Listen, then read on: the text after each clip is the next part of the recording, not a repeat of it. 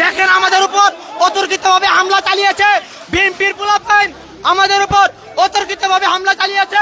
এই যে আমাদের প্রার্থী হানিফ ভাইকে মারতে হয়েছে, আমাদের প্রার্থী হানিফ ভাই। আপনারা বিএনপির লোকেরা আমাদের অতর্কিতভাবে হামলা চালিয়েছে, আমাদের প্রার্থী হানিফ ভাই। ভাই গাড়ি তুলেন ভাই, আমাদের ভাইকে মাথার মধ্যে বাড়ি মারছে।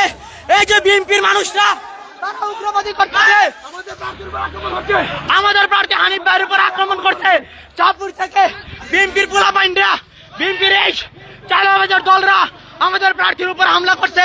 আমাদের 3 সময়ের এমপি হানিফ ভাইয়ের উপর আক্রমণ করছে।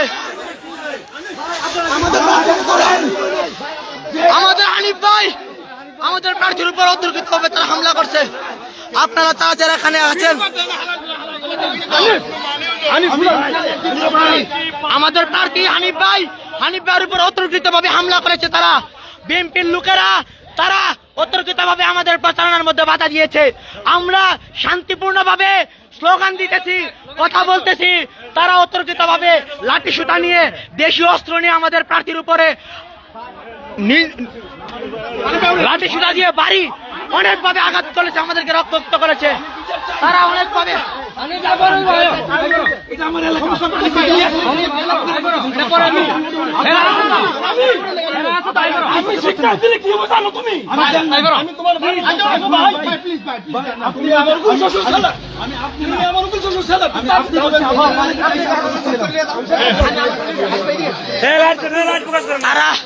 তারা আমাদের অনেকজন ভাইকে, প্রায় 15 থেকে 20 জন ভাইকে তারা লাঠি সুতা দিয়ে তারা পিটাইছে। তারা কতটা সমস্যা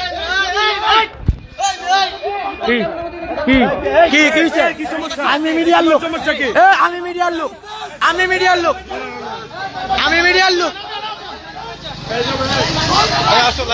আচ্ছা, তারা আমাদের ভাইয়ের উপর অতর্কিতভাবে হামলা চালিয়েছে, আমাদের ভাইদেরকে আক্রমণ করেছে। আমরা শান্তিপূর্ণভাবে আমাদের শান্তিপূর্ণভাবে সন্ত্রাসী গ্রুপ আমাদের প্রার্থী সহ আমাদের উপর আক্রমণ চালিয়েছে। আমাদের বিবারের আসনে বিএনপির ঋণ খেলাপি শ্যামল ভুইয়া সন্ত্রাসী গ্রুপ আমরা প্রচারণা চালানোর সময় আজকে আমাদের প্রার্থী হানিফ ভাই এবং আমাদের নেতাকর্মীর উপর আক্রমণ চালিয়েছে, অতর্কিতভাবে আমাদেরকে আক্রমণ করেছে।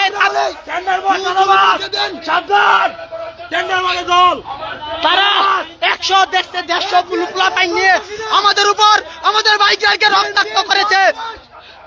তারা আমাদের শান্তিপূর্ণ আমাদের যেই প্রচারণা ছিল, তারা হঠাৎ করে লাঠি সুতা নিয়ে আমাদের উপর আন্দোলন করেছে, আমাদের ভাইদেরকে হ্যারাসমেন্ট করেছে নানান ভাবে।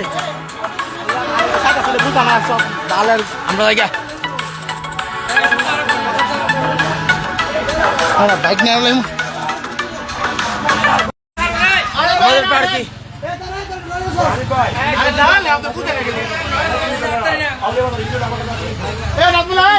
আমাদের এই যে আমাদের সম্মানিত প্রার্থী হানিফ ভাইয়ের উপরে তারা হামলা চালিয়েছে, হানিফ ভাইকে বিভিন্নভাবে তারা মারধর করেছে। আমি ভিডিও করতেছি, আমার উপরে তারা হামলা চালিয়েছে। আমাদের ক্যাফেত ভাইকে কয়েকটা লাঠি দিয়ে আঘাত করেছে। এই বিএনপির এই চাঁদাবাজার দলরা আমাদের শান্তিপূর্ণ এই আন্দোলনকে হামলা করেছে। কি বলবো,